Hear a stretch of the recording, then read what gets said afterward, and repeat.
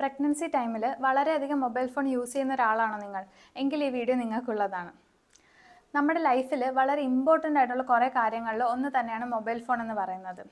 പക്ഷേ നിങ്ങളുടെ ഉള്ളിൽ ഒരു കുഞ്ഞു ജീവൻ കൂടെ ഉള്ളപ്പോൾ മൊബൈൽ ഫോണിൻ്റെ ഉപയോഗം നിങ്ങളൊന്ന് കുറച്ചേ പറ്റുള്ളൂ.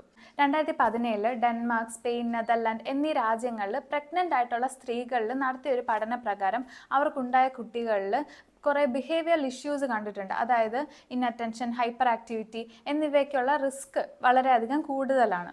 നമുക്ക് അനുഭവമുള്ളൊരു കാര്യമാണ്, നമ്മൾ വൈകുന്നേരങ്ങളിലോ രാത്രി സമയങ്ങളിലോ കുറച്ചധികം നേരം മൊബൈൽ ഫോൺ യൂസ് ചെയ്താൽ നമ്മുടെ ഉറക്കം വളരെ ഡിസ്റ്റർബ്ഡ് ആയിട്ട് കണ്ടിട്ടുണ്ട്. സ്ക്രീനിൽ നിന്ന് വരുന്ന ബ്ലൂ ലൈറ്റ് നമ്മുടെ മെലാറ്റോണിൻ പ്രൊഡക്ഷനെ ബാധിക്കുകയും ഇത് ഉറക്കമില്ലായ്മയിലേക്ക് നയിക്കുകയും ചെയ്യുന്നുണ്ട്. പ്രഗ്നൻ്റ് ആയിരിക്കുന്ന ടൈമിൽ ശരിയായിട്ടുള്ള ഉറക്കം കിട്ടിയില്ലെങ്കിൽ അത് ഗർഭസമയത്തെ ഹൈപ്പർ ടെൻഷനിലേക്ക് വഴിവെക്കുന്നുണ്ട്. കുഞ്ഞിൻ്റെ ശരിയായ വളർച്ചയ്ക്ക് അമ്മയുടെ ശാരീരിക ആരോഗ്യം മാത്രമല്ല, മാനസികാരോഗ്യം ഇമ്പോർട്ടൻ്റ് ആണ്. വളരെയധികം സമയം മൊബൈൽ ഫോണിൽ ടൈം സ്പെൻഡ് ചെയ്താൽ അത് അമ്മയിൽ ആങ്സൈറ്റി, സ്ട്രെസ്, ഡിപ്രഷൻ എന്നിവയ്ക്കും കാരണമാവുന്നുണ്ട്. സ്ക്രീൻ ടൈം കൂടുതലുള്ളവർ ഒരു സെഡൻറ്ററി ലൈഫ് സ്റ്റൈലിലേക്ക് മാറുന്നതായിട്ട് കാണുന്നുണ്ട്. അമ്മമാർക്ക് എക്സസൈസ് വളരെ ഇമ്പോർട്ടൻ്റ് ആണെന്നുള്ളത് നമ്മൾ കഴിഞ്ഞ വീഡിയോയിൽ പറഞ്ഞിരുന്നു. ഈ വ്യായാമം വഴിയേ അമ്മയ്ക്കൊരു ഹെൽത്തി വെയ്റ്റ് ഗെയിൻ നേടിയെടുക്കാൻ പറ്റുകയുള്ളൂ. അമ്മമാരിൽ എക്സസൈസ് കുറയുന്നത് വഴി ഗസ്റ്റേഷണൽ ഡയബറ്റീസിലേക്ക് വഴിവെക്കുന്നുണ്ട്. മാത്രമല്ല സർക്കുലേഷൻ ശരിയായി നടക്കാത്തത് മൂലം നീര് വെക്കാനുള്ള സാധ്യതയുണ്ട്.